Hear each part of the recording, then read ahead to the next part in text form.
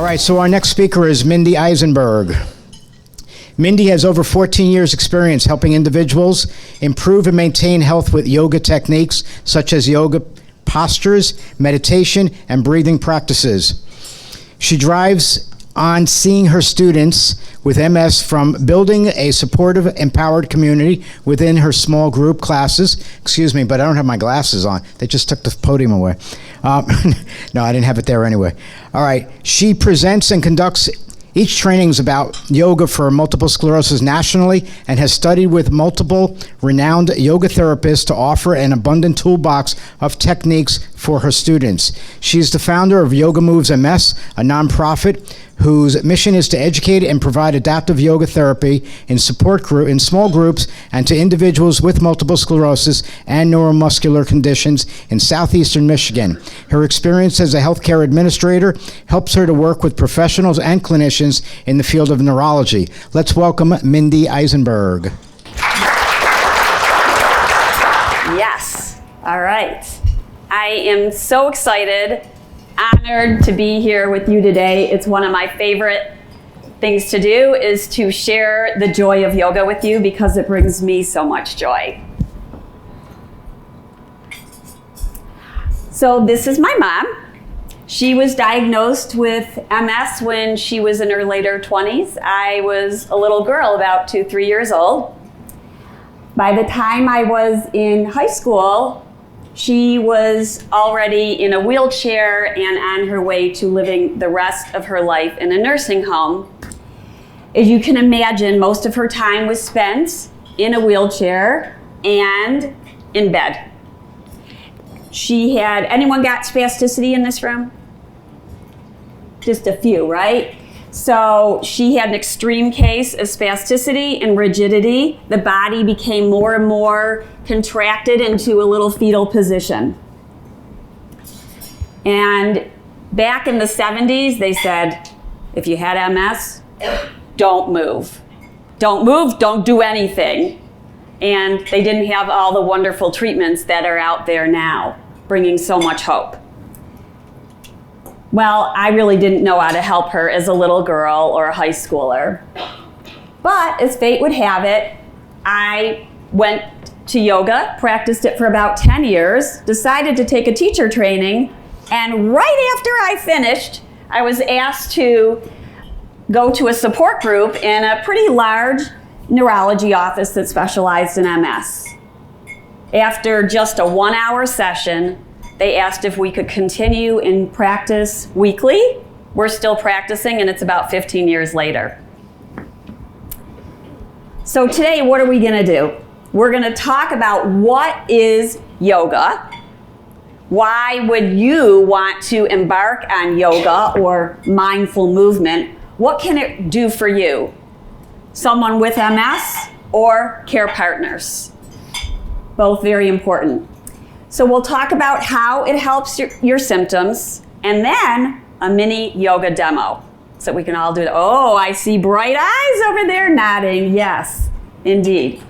So what is yoga? What is yoga? Yoga is an umbrella, really an umbrella term for a way of living. A way of living, a way of breathing, a way of lifestyle, of eating. It's all encompassing. It's not just these fancy movements that you might see on a magazine cover. So, is everyone breathing in here? Is anyone not breathing in here? Let's practice a little breathing. I know you're eating. But let's just take a few moments, a few breaths, and just take time to pause and notice your breath. So just breathe in and breathe out. Just notice there's a sensation of breathing. Take your hand to your belly. I know we're filling it with food. So in between bites, as you inhale, the belly expands. Don't worry, it's just air. And then exhaling, the air comes out through your nose. Now that's a difference with yoga breathing. One of the reasons we breathe in and out through the nose is because you have this tool that's right inside of you. It's a tool that helps to relax the nervous system, the parasympathetic nervous system, right inside you, right with you at all times. So with your hand on your belly, feel the flow of your breath. You really can't do this wrong. I promise you, you cannot do this wrong. You're inhaling, you feel the expansion, you exhale. It's a release. It's a release. It can come out through the mouth. It can come out through the nose. The more we practice through the nose, the more you start to feel more of a calming, a peace. Now, there's all different kinds of yoga breathing, and they all have different purposes. There's actually a cooling breath. So you can try this. No one else will look at you while you're doing this, okay? So you either curl your tongue. Now, this is a genetic thing, so this is not a good or a bad thing. So some of you can curl your tongue, and others are going to take your tongue to the roof of your mouth. And you're going to breathe in. So curl tongue or tongue to roof of mouth, breathe in, and then exhale out through your nose. The air probably feels cool. By the way, you guys look really funny. Try that again. Inhale, breathe in through the curled tongue, and then exhale out through your nose. So if you practice that for several times when it's hot, it's not hot in Louisville right now, but it will help you if you're feeling some heat in your body. So these postures, let's talk about them.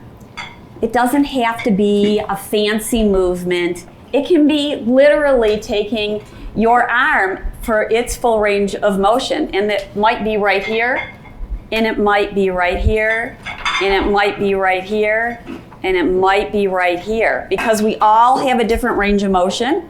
This is not a good or a bad. There's no good or bad in yoga. The difference between yoga and regular movement or exercise is the focus on the breathing. And so we're tying this breathing and the postures together. Another component of meditation is meditation. And what's really important about meditation is the mindfulness that it can bring into your life. And mindfulness, by the way, can be walking, mindful writing,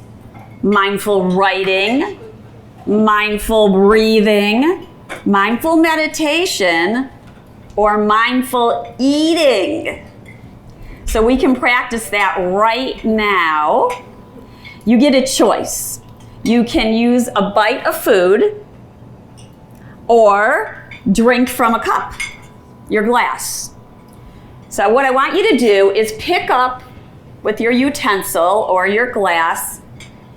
As you do this, breathe. Really focus on the act of picking the glass up or the utensil up, bringing it towards your lips. That's right, we go slow, bringing it towards your lips. The liquid or the food is going to go into your mouth. Don't swallow. Feel it in your mouth.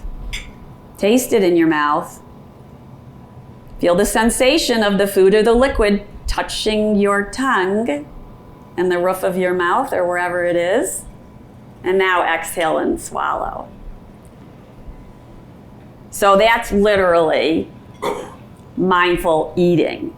It's just paying attention on purpose with presence. Now these are the hard ones. Without judgment and with loving kindness. And really that's what yoga is. Yoga is this gift you give yourself. It's time you give yourself. It's an act of self-care and it's an act of love. So how is yoga for MS different than other yoga? The truth is, it's really not different at all. The whole idea is that we're moving and we're breathing. Now, as a director of Yoga Moves MS, my goal is to help everyone understand and make yoga accessible to everybody and anybody. How do we do this? We do this with fun props, blocks and straps and chairs and walls. It makes the postures more accessible. It helps practitioners to feel and be in their body and feel the pose, because what we're really going for here is connecting the mind and the body and the breath. The idea is we're not looking for pain. So it's no pain, all gain. When we have this mind and body connection, we are able to determine, oh, I should only bring my arm up this far because I'm feeling a sensation that's telling me that. So we're learning to listen to our body. We're not going in a fast pace or a hot room. It's adaptive, and it's adaptive to the person. You are adapting the yoga to you rather than the other way around. We're not forcing ourselves into postures that the body says no thank you to. Now, in an adaptive yoga room, we make sure in our classes that we have lots of assistance. And as you can see, my yogis here, they're happy. They're happy. Penny loves, we call this Penny pose, she loves to stretch the front of her thigh. And why does she love to do that? Because sitting causes a lot of tightness in this area. She says that when she leaves class, she's able to ambulate better.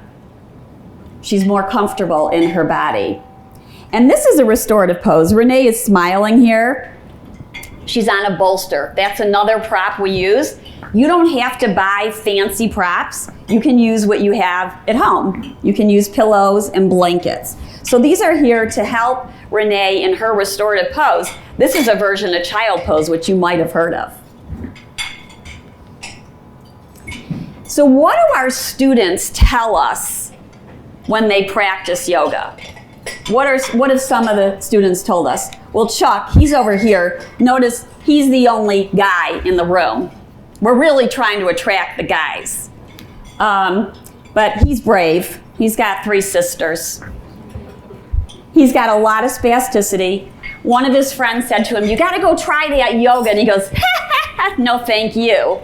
And I think she bugged him enough and he finally decided to go. And after he went, he tells everybody now he was a skeptic. He didn't think it was gonna do anything for him, but he's a believer. He actually practices every day when he wakes up and before he goes to sleep.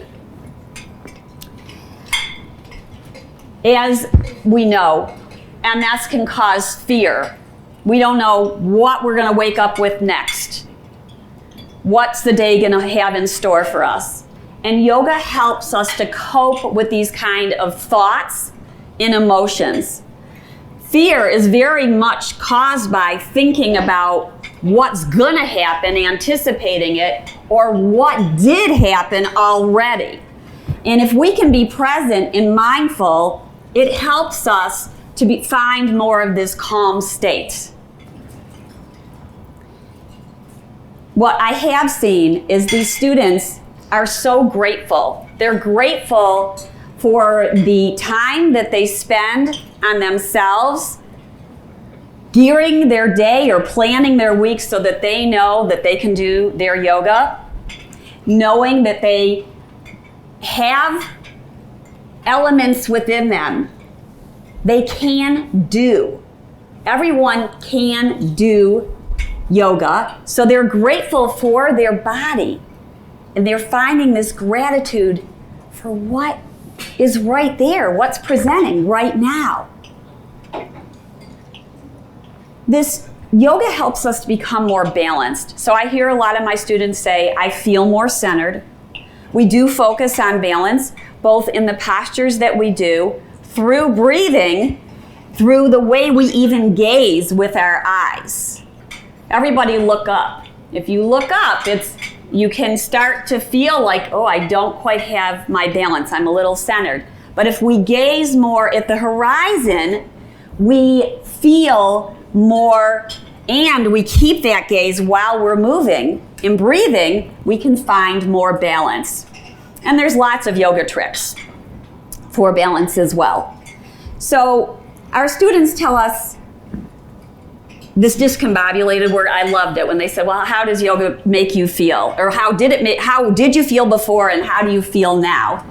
And one said discombobulated. But I think it's a great word because what I think of when I think of discombobulated is disconnected. And yoga is helping us every day to connect back in to who we are and our body as it is.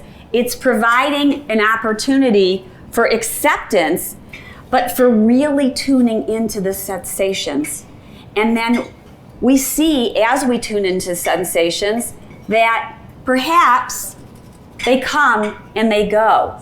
They come and they go.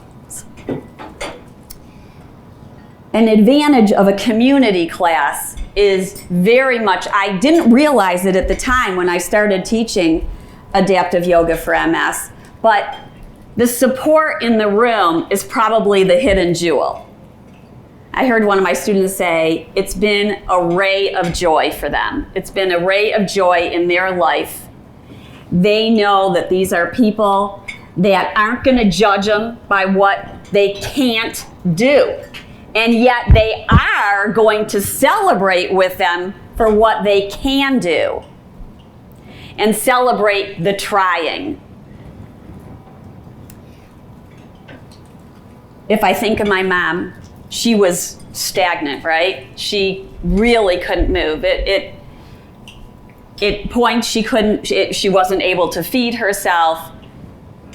Really, she moved from the neck up. So when I think of MS and my experience with it, I think of stagnance, of contraction. And yoga provides an opportunity to move.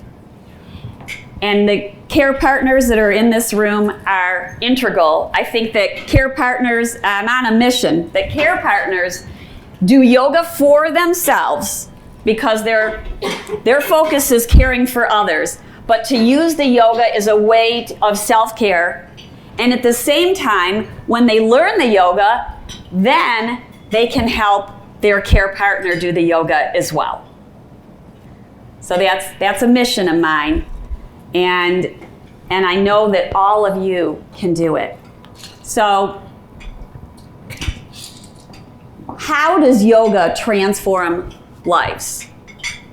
And Lori up here, she's really quite an inspiration.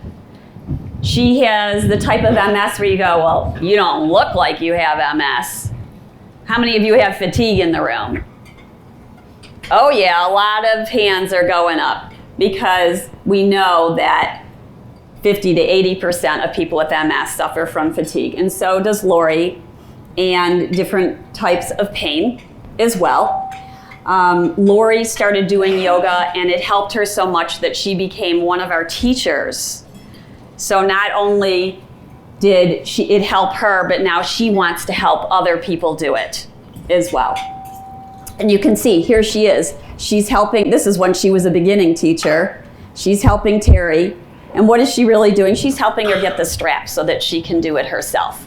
Because we're only helping when the student wants the help, right? So what do they say? I'm reunited with my body, what I can do for myself. And as we just heard, we're not going to be identified by our MS, right? It's about who we are from within.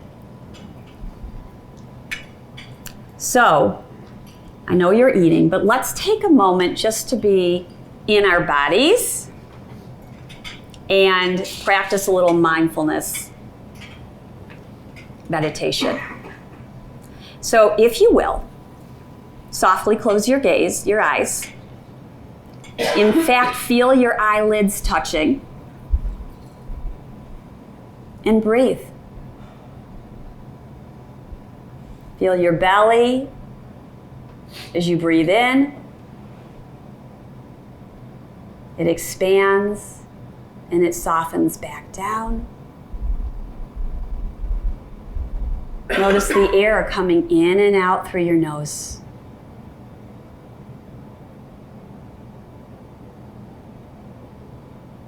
Feel the sensations in your body. Just notice them as you breathe. You may feel your hips touching the chair,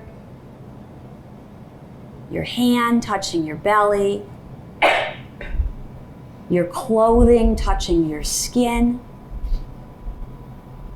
your hands touching your hands, your feet touching the soles of your shoes touching the earth. Notice the sensations in your body as you breathe.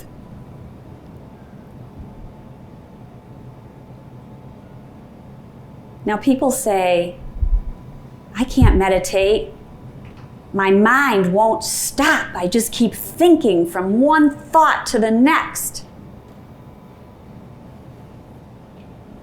That's what your mind was intended to do, to think. So we just notice the thoughts. Notice the thoughts come and go without trying to push them away. Be with the thoughts. Mindfulness can be very helpful for pain, emotional pain or physical pain. Because we learn if we can be with our thoughts rather than push them away, we see that they come and they go, and the battle or the fight lessens. So your mind goes from thought to thought, and when you notice that, you bring your focus back to your breath. When you notice it, it could be the whole meditation. And meditation can be a few minutes, and it can be 20 minutes.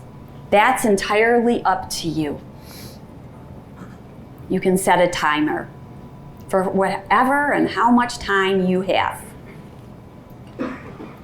And meditation is like a muscle. It's like you're building a muscle here. The more you do it, the more you start to realize that your mind is going towards the thought. And then you say, okay, mind, I'm going to go back to breathing. So you make that decision to go back to your breath. Just notice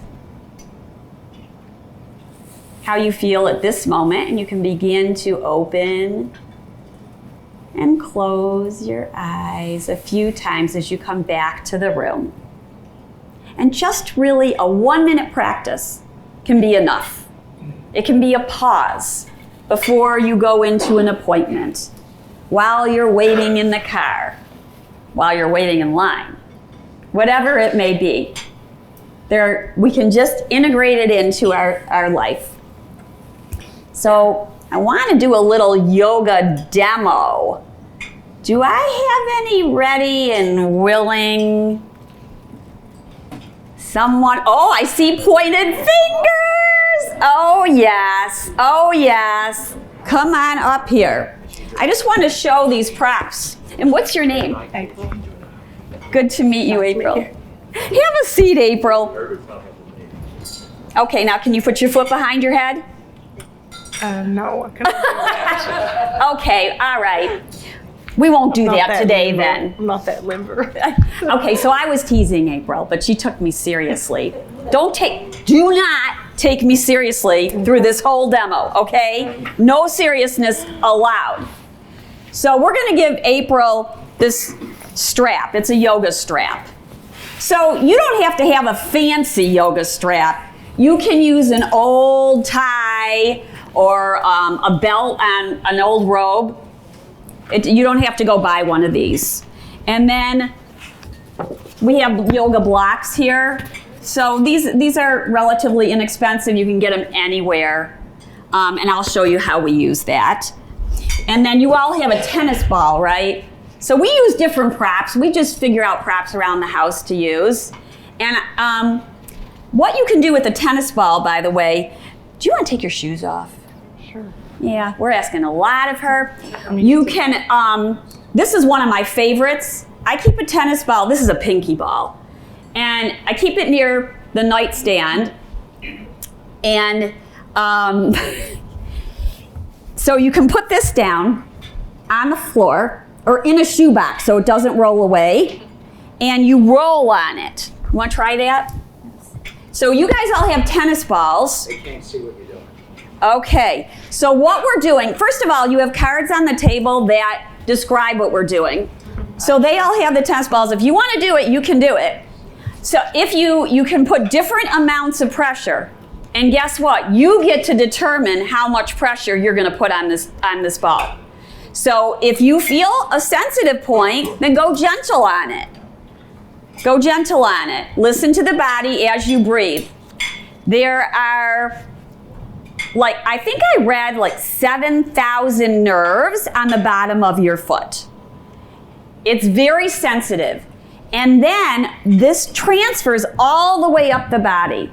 So we've heard people say that their balance improves by rubbing the foot on the tennis ball. So I really encourage you to try this at home. It's a self-massage. Now that might be tough because it might roll around. Oh, you're doing a great job. And keep it moving. She's got it. If you keep it in one spot, it will be sore the next day. So just keep it moving. She knows about this. She knows about this.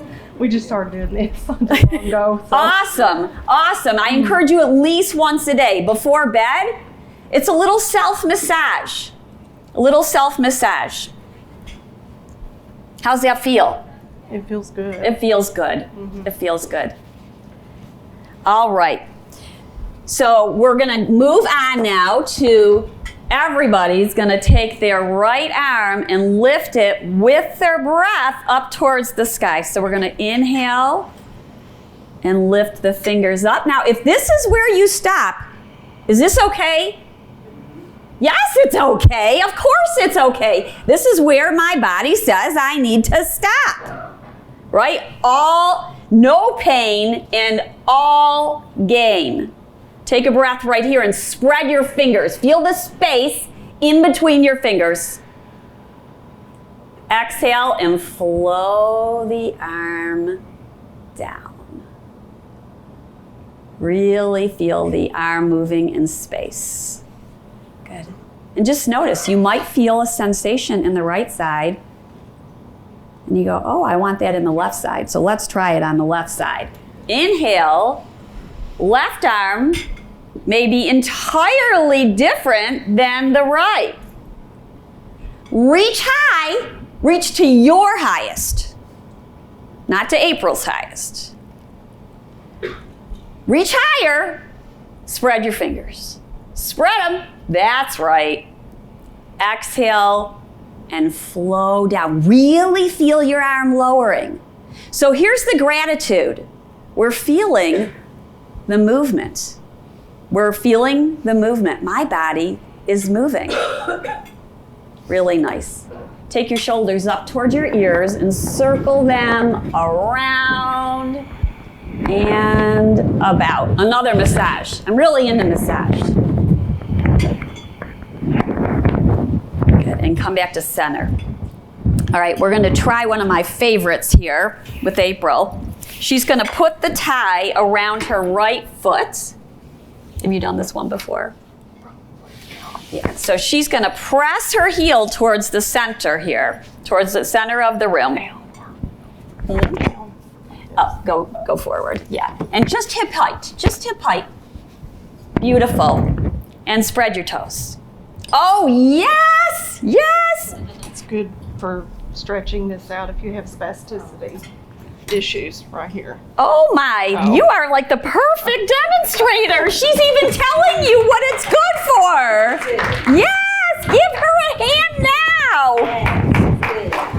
And what she said was, it's wonderful for spasticity. Can you guys hear me?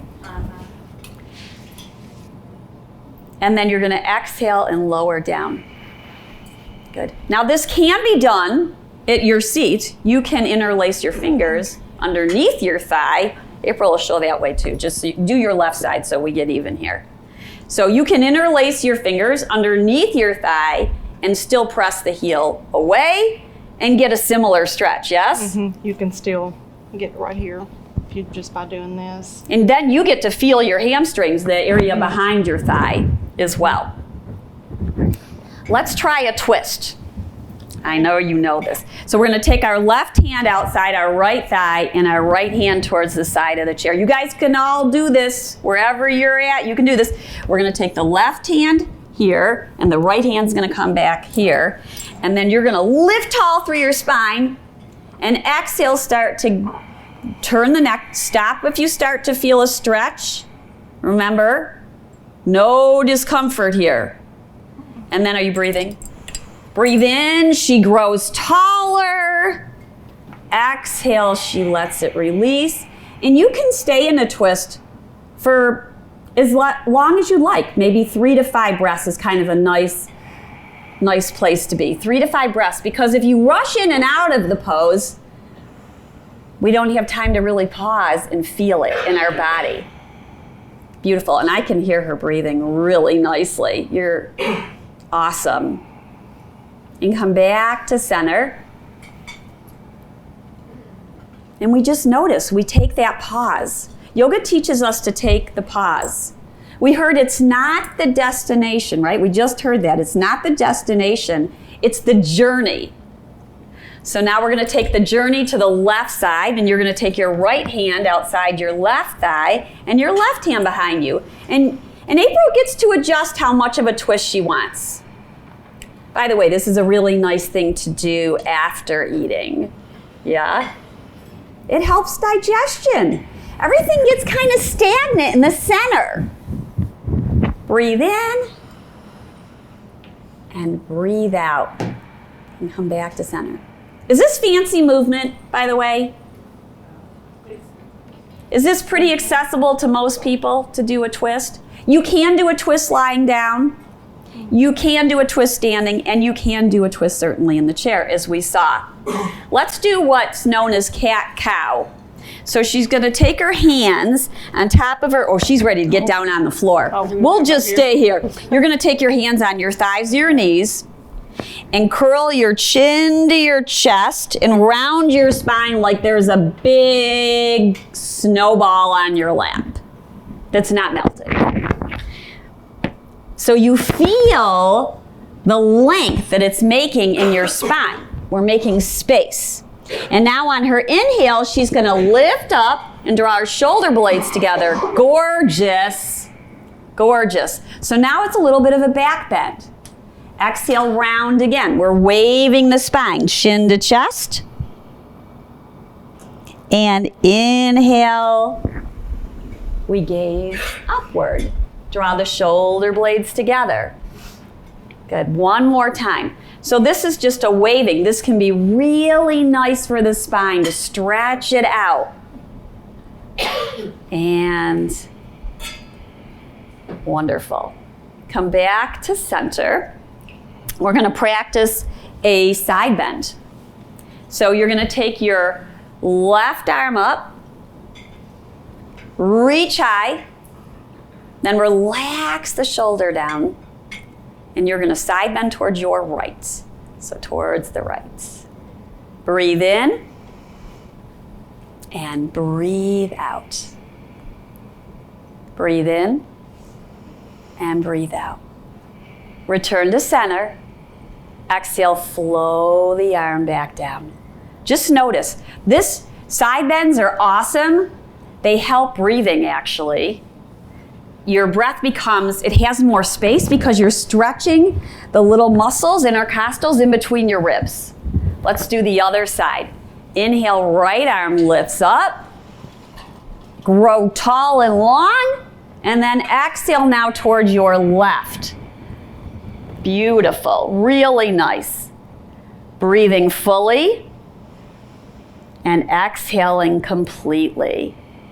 And lower the arm back down by your side. if I have to say, if you experience the MS hug, that's really good for that. Awesome! You are awesome! Yes! Yeah. This is what our students tell us. Yeah. I don't know that they've done any study on that, but side bends are amazing for the MS hug. Mm-hmm. I'm so glad you said that. So there's power in these simple movements. What did she say? The side bend helps the MS hug. How many of you have MS hug in here? It's where you feel like you got a corset going around you. Is that how you would describe it? Some tightness? Yes. Right in here? Yes. Sometimes it comes and goes, sometimes it stays. Mm-hmm. So by stretching the sides of the body, the sensation of the MS hug tends to dissipate. I have a student who says she does a side bend every day and her MS hug has gone away. Yes, it works. It works. Awesome, awesome. Thank you. Thank you. So at the end of a yoga practice, and we have to thank April here, we say namaste, and you might have heard this word, and I do want to say, because there's a lot of belief out there that yoga is a religion. Yoga is not a religion. It's a way of living, and it can help if you have religious beliefs or a spiritual practice of your own, no matter what it is, it can help deepen it.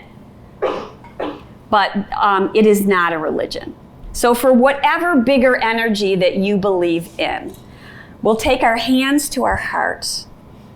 And this is a way of bowing in with gratitude for being right here at this time of learning presented by MS Views and News. With gratitude for April and her knowledge that she's sharing with you that she has learned. And all the yogis before us, it's thousands of years old. And what we really acknowledge with namaste is that there's light inside each of us. At this time of year, we celebrate with lots of light. But there's light inside. And sometimes it feels a little dimmer than others. But this practice helps to bring the light brighter. So we express gratitude not only inward, but to our care partners, our family, our friends, our community.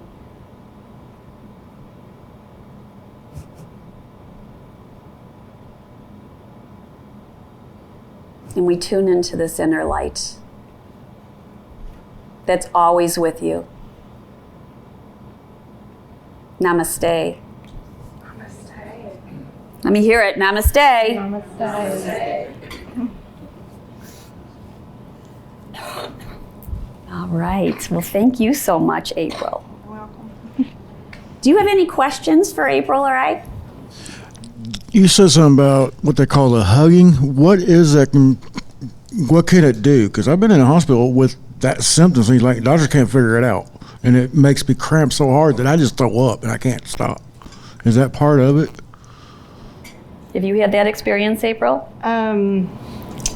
When I've experienced it, I was very anxious. I got very anxious. I don't remember being sick to my stomach, but I mean, that could be anyone.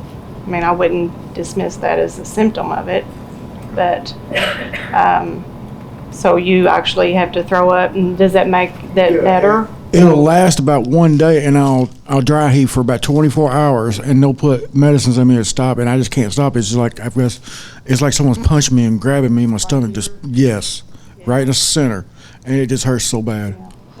So that might be the MS hug, and it might be something else. But what April did say is the anxiety increases when something like that's unexpected, unanticipated, the monster inside comes out, right? So by yoga, by practicing just the breathing alone, if we do it on a daily basis, and then we get the surprise of this contraction that literally makes us feel like we need to let go. If we come to our breath, we might be able to quiet it down. And that's what I hear. I've heard that from students. Been doing this for 15 years. And I hear students tell me their spasticity quiets down when they're calmer. And so we use the practice as a way to relax the nervous system. It's not just in our mind, but it's this connection. All of my symptoms have calmed down since I've been doing yoga. The spasticity, the hug, all of it. So I'm practicing probably, I try to at least 3 to 4 times a week, but that's hard with kids and stuff. But it's just, that's my life. I live in Owensboro, Kentucky, so I do it at the Yoga Loft. But there's a lot of other places everywhere that have yoga. You can do yoga at home. You can do yoga at home. You can do yoga in bed. You can do yoga, use your kitchen counter to stretch. Really, you only need a little space to do yoga. Is the yoga for MS done any yoga center, or are there specific yoga centers? So what we want to find is somebody who teaches either a chair yoga or an adaptive yoga class who's familiar with people who might have a neuromuscular condition, if not MS. Chair yoga or adaptive yoga? Yeah. Okay, thank you. And then I do actually have some resources here. You can contact me and I can tell you where to find resources. It is really ideal if you can meet a yoga teacher and practice with them for a while, and then you can take the practice home. And maybe you don't have time because you have a busy life, but you might be able to fit in 5 or 10 minutes out of your day before bed, or when you wake up, or when you just have a little pause. 5 minutes goes a long way, a long way. I must have paid you. Did I pay you? No. Never met you. I wanted to, though, but I just started following you. Oh, awesome! Yeah. I have a question. In the morning time, sometimes I have tingling in my feet, and so when I stand up, it's kind of unbearable. So would you recommend that ball, the tennis ball, in the morning to calm that down, or? So you can try self-massage, which is also a yoga practice, and bring the foot, you take your hands to your foot and gently rub it, or the ball. I would suggest, because of the tingling, to go really slow and really light, and that you'll need to experiment with your body to see how it is. Don't press too hard at first and see what happens. Very often, when we start moving and we bring the circulation in, the sensation starts to change. I was just going to mention, for those here in Louisville, I've practiced yoga on and off for the past 10, 15 years or so. But through the Norton Neuroscience Institute, there is an MS yoga class that's offered. And then there's Yoga East that has locations all over the city, YMCA. And so a lot of classes, or a lot of places that offer yoga will offer a gentle yoga. And the instructors I've encountered always encourage you to do like what's within your ability. And so there's a lot of options here in the city. Awesome. Thank you so much for sharing. Question about the cooling breath that you were talking about. When you were saying like you curl your tongue or you put it top of your mouth, do you breathe in through your mouth and out through your nose? You're going to have to for that. Okay. Yes. Okay. Yes. So there are literally hundreds of different breathing practices. And that one, we are breathing in through the mouth and exhaling out through the nose. Thank you for that clarification. Any other questions? All right, well, April and I thank you very much. I have a little present for April. I'm going to give April my book. Yeah. Awesome. Thank you so much. Come on down. Oh. I should have volunteered then, right? Great, thank you. You finished? You got your pinky ball there? Yeah, I Great. got my pinky You know, ball. when she told me she had a pinky ball, I thought she was going to do something like this. not use her little toes, all right? All right, so let's again thank Mindy for doing what she did. Great.